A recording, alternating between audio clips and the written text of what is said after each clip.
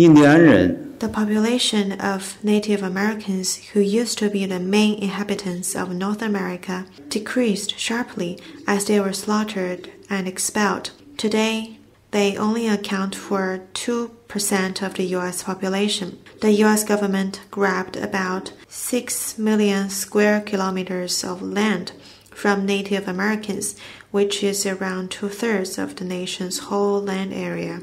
The U.S.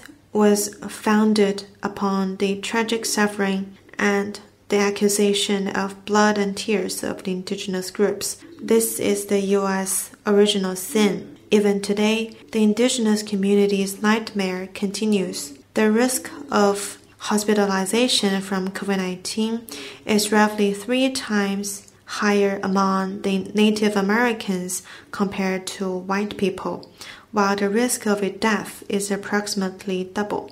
They suffer from lack of access to clean running water, healthy food, basic public utilities, as well as systemic underfunding of relevant medical services. These historical deaths and actual difficulties need to be taken seriously and addressed. An Awareness Day is hardly enough. Still less should it be exploited for a political show. The U.S. styles itself as an open and free nation of immigrants. The fact is, racial discrimination is a deep-seated illness the U.S. has never properly cured or even treated in earnest. It is a country of rampant white supremacy, with a vast gap between ethnic minorities and white people. For the former, basic human rights is a luxury very often beyond their reach.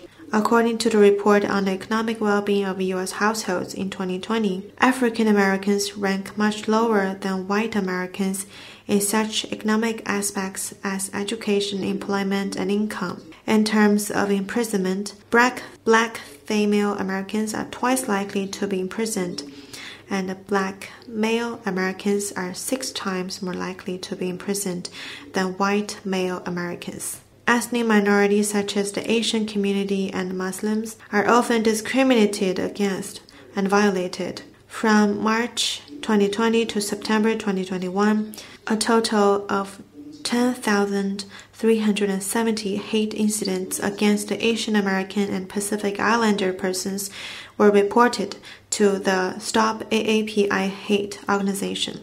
The Council on American Islamic Relations received 6,720 complaints nationwide last year involving a range of discrimination issues, including immigration, employment, and law enforcement. It seems that the country of immigrants, as they proclaim, is in fact a country of white immigrants.